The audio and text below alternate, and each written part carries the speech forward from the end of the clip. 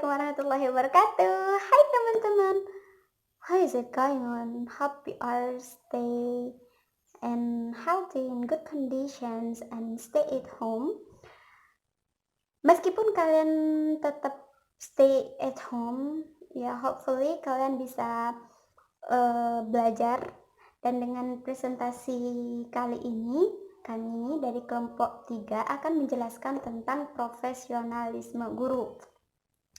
Nah, pertama-tama, sorry in advance if this video will have many likes. And yang pertama, mari kita bahas tentang profesionalisme. Apa sih profesionalisme itu? Profesionalisme dalam kamus besar maknanya ialah mutu, kualitas, dan tindak tanduk yang merupakan ciri suatu profesi atau yang profesional. Profesionalisme itu sendiri yaitu sikap dari seorang profesional. Nah, ketika kita menemukan orang yang profesional, itu sikapnya itulah yang disebut profesionalisme. Nah, bagaimana ciri-ciri atau karakteristik orang yang profesional nanti akan dijelaskan oleh partner saya.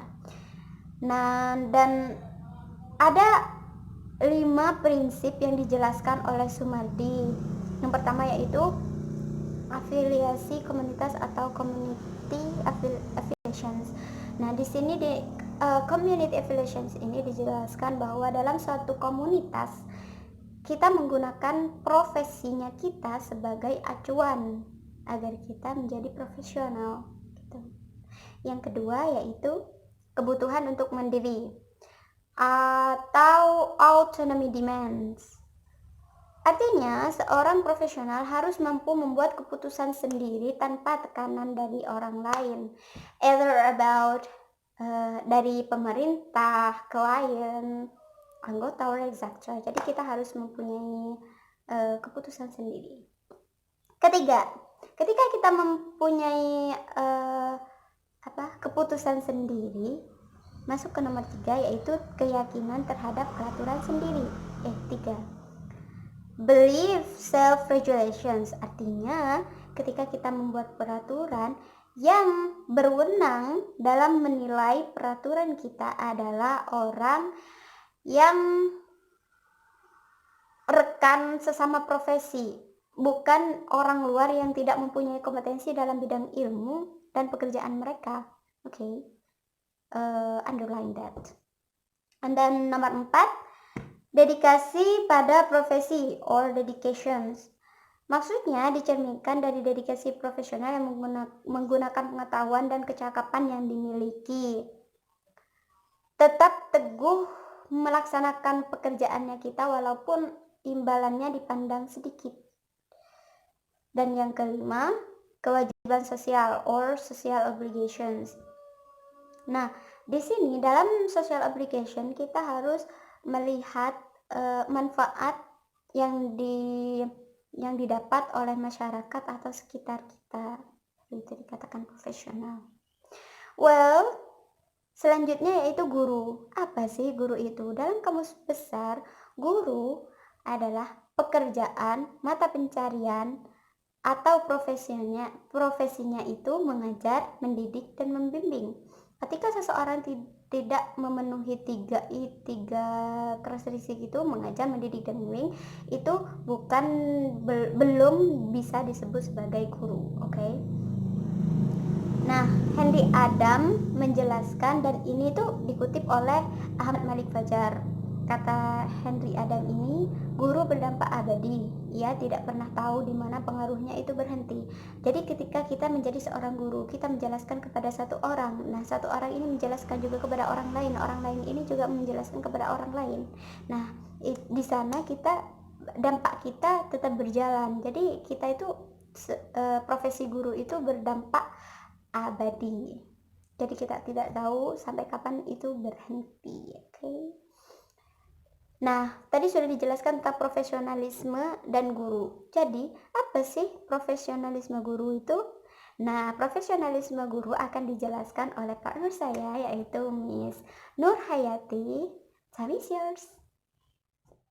Assalamualaikum warahmatullahi taala wabarakatuh. Perkenalkan, nama saya Nur Hayati, NIM T 2017-9008. Di sini saya akan melanjutkan pemaparan dari pemateri yang pertama mengenai profesionalisme guru. Jadi, bagaimana yang sudah dijelaskan tadi mengenai pengertian profesionalisme dan pengertian guru, maka dapat ditarik kesimpulan bahwa pengertian dari profesionalisme guru adalah suatu pekerjaan yang di dalamnya terdapat tugas-tugas dan syarat-syarat yang harus dijalankan oleh seorang guru dengan penuh dedikatif sesuai dengan bidang keahliannya dan selalu melakukan improvisasi diri. Jadi untuk menjadi seorang guru yang profesional, tentunya guru juga harus adil, yaitu artinya guru itu harus memiliki sifat yang objektif bukan subjektif, harus peka, harus fleksibel, yaitu harus mempunyai prinsip dan harus menjadi contoh yang baik bagi muridnya. Profesionalisme guru itu dapat dilihat juga dari kesesuaian atau kerelevasian keluaran pendidikan dengan profesi yang disandangnya. Nah, jadi untuk menjadi seorang guru yang profesional itu, guru harus memiliki skill dalam mengajarnya, dan seorang guru itu harus tampil dengan penuh inovatif, original, dan inventif. Berlanjut pada faktor-faktor yang menyebabkan rendahnya profesionalisme guru. Yang pertama yaitu masih banyaknya guru yang tidak menekuni profesinya secara utuh. Hal ini disebabkan oleh banyaknya guru yang bekerja di luar jam kerjanya untuk memenuhi kebutuhan hidup sehari-hari, sehingga waktu untuk membaca dan menulis untuk meningkatkan diri itu tidak ada. Yang kedua yaitu kemungkinan disebabkan oleh adanya perguruan tinggi swasta yang mencetak kader guru yang lulusannya itu asal jadi, tanpa memperhitungkan outputnya kelak di lapangan, sehingga itu menyebabkan banyaknya guru yang tidak patuh terhadap etika profesi keguruan. Yang ketiga yaitu kurangnya motivasi guru dalam meningkatkan kualitas dirinya, karena guru itu tidak dituntut untuk meneliti sebagaimana yang diberlakukan pada dosen di perguruan tinggi. Mungkin hanya itu yang dapat saya sampaikan. Selanjutnya akan dilanjutkan oleh pemaparan dari teman saya. Assalamualaikum warahmatullahi wabarakatuh. Dengan saya Suhainia T 2017-6013. Di sini saya akan menjelaskan tentang poin kedua, yaitu karakteristik profesionalisme guru. Tadi sebelumnya sudah dijelaskan oleh teman saya apa yang dimaksud dengan guru, apa yang dimaksud dengan profesionalisme, dan apa yang dimaksud dengan profesionalisme guru. Nah, di sini tentang karakteristik profesionalisme guru. Apa saja yang harus dimiliki oleh seorang guru yang profesional gitu. Di sini menurut Umar Hamalik dalam salah satu bukunya menjelaskan bahwasanya karakteristik profesionalisme guru ada 7 poin. Yang pertama yaitu memiliki bakat sebagai guru. Seorang guru yang profesional ia harus memiliki potensi yang misalkan potensi mengajar, potensi menjelaskan kepada siswanya dengan baik hingga siswanya itu paham dan lain sebagainya. Yang kedua yaitu memiliki keahlian sebagai guru. Seorang guru harus memiliki dalam proses belajar mengajarnya, ia harus memiliki keahlian, misalkan keahlian mengajar, keahlian menjelaskan materi, keahlian dalam mengelola kelas, dan keahlian dalam mengatur diskusi. Itu yang dimaksud dengan keahlian yang dimiliki oleh guru yang profesional. Poin yang ketiga yaitu memiliki keahlian yang baik dan terintegrasi. Keahlian-keahlian yang tadi itu ia mampu menyesuaikan dengan keadaan yang ia butuhkan pada saat itu. Misalkan pada saat ia mengajar tentang apa kayak gitu, misalkan tentang sholat, keahliannya ini dia harus mampu menjelaskan dengan baik kayak gitu. Dan selanjutnya yaitu poin keempat yaitu memiliki mental yang sehat. Sebagai seorang guru yang profesional, dia otomatis selalu diharapkan kehadirannya di sekolah kayak gitu ataupun di kantornya. Jadi dia harus memiliki mental yang sehat, tidak mudah sakit agar proses belajar mengajarnya tidak terhambat. Kayak gitu. Terus yang kelima yaitu memiliki pengalaman dan pengetahuan yang luas. Ya, pengalaman dan pengetahuan yang luas itu hal penting bagi seorang guru karena dia harus menghadapi dari menghadapi siswa-siswa dari yang memiliki karakteristik yang berbeda. Jadi dia harus memiliki pengalaman dan pengetahuan yang luas sebagai bekalnya untuk mengajar. Yang keenam yaitu guru adalah manusia yang berjiwa Pancasila. Berjiwa Pancasila maksudnya menerapkan sila-sila yang 5 sila yang ada di Pancasila itu dalam kehidupan sehari-hari. Misalkan dalam proses belajar mengajar, ia adil dalam menjelaskan materi atau pelajaran yang diberikannya kepada setiap siswanya. Tidak ada pembedaan dalam memandang siswa satu dengan siswa yang lain gitu. Yang terakhir yaitu guru adalah seorang warga negara yang baik. Ya, warga negara yang baik bukan maksudnya di sini bukan dia punya masalah dengan negaranya, enggak. Tapi karena warga negara yang baik di sini merupakan dia memiliki memiliki sifat jujur, misalkan sifat terbuka kepada muridnya, dan seperti yang saya jelaskan tadi, dia adil dalam memperlakukan siswanya masing-masing kayak gitu. Jadi itu yang dimaksud dengan itu ya, salah satu itu menurut karakteristik yang Umar Hamali jelaskan dalam salah satu bukunya kayak gitu. Jadi sebagai seorang guru, pekerjaan menjadi seorang guru itu tidak semudah apa yang kita bayangkan, karena menjadi seorang guru kita harus mampu melakukan hal ini, mampu menjadi panutan, harus berpikir sebelum kita bertindak agar orang-orang yang di sekitar kita tidak mengecam kita tidak profesional kayak gitu. Karena kita sebagai seorang guru yaitu digugu dan ditiru, itu harus berperilaku yang sesuai dengan apa yang selayaknya kita lakukan gitu. Terima kasih.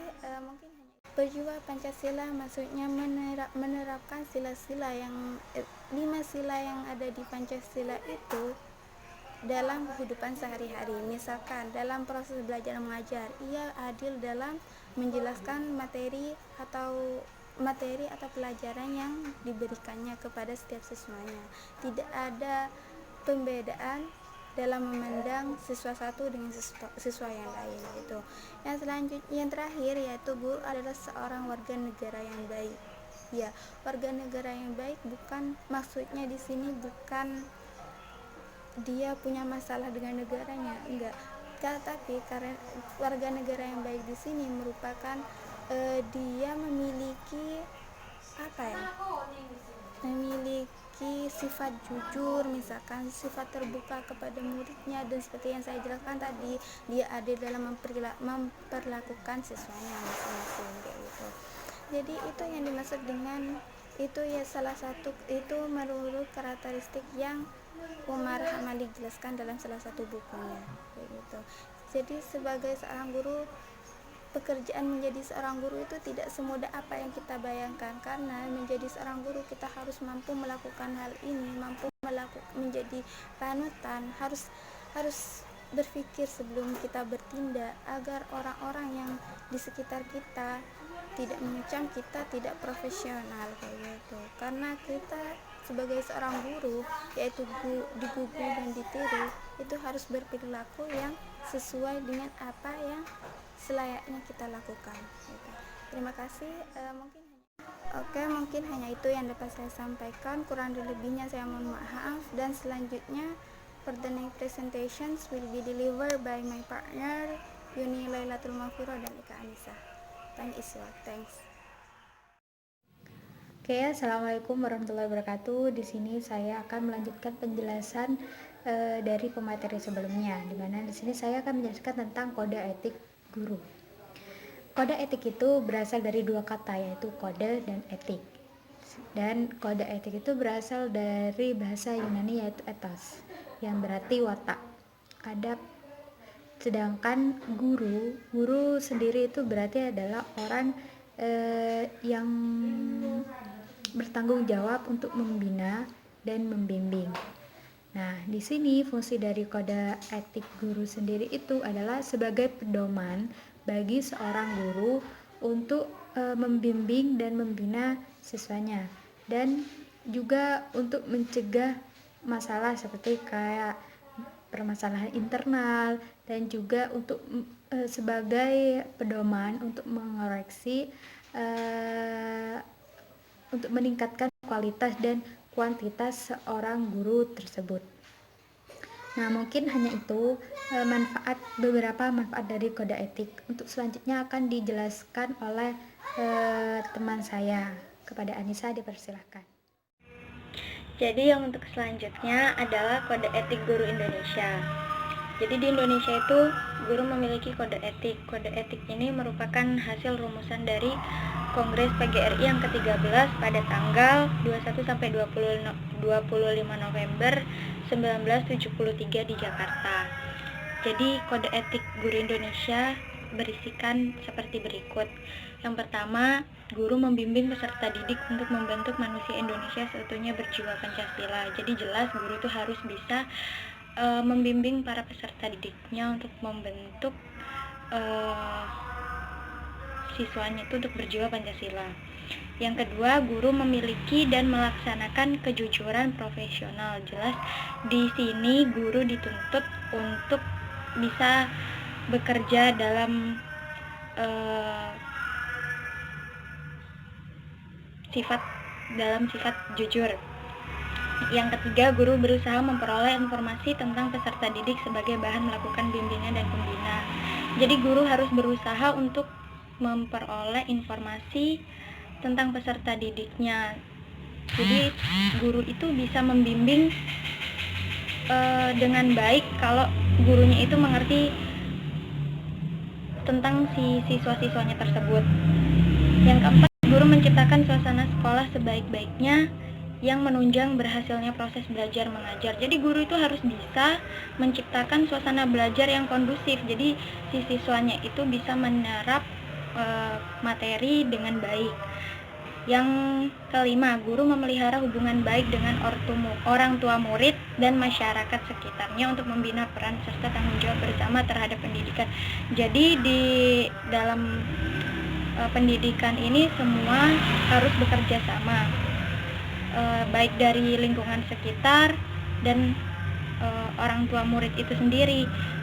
Guru itu juga harus bisa berkomunikasi baik dengan orang tua murid dan masyarakat sekitar lingkungan sekolah.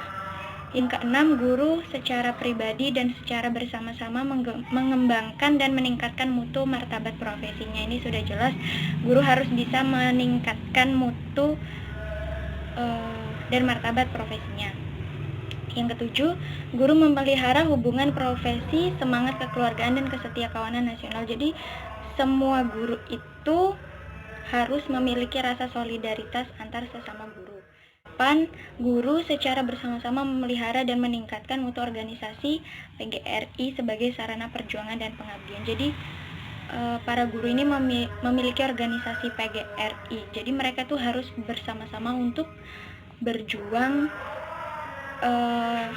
dan mengabdi kepada Indonesia untuk mendidik anak-anak agar lebih baik ke depannya. Yang terakhir, guru melaksanakan segala kebijakan pemerintah dalam bidang pendidikan. Sudah jelas, ini juga merupakan tanggung jawab seorang guru. Guru harus bisa melaksanakan segala kebijakan yang diatur pemerintah dalam bidang pendidikan. Sekian presentasi dari kelompok 3. Mohon maaf apabila ada salah dan kurangnya. Wabillahi taufiq wal hidayah. Wassalamualaikum warahmatullahi wabarakatuh.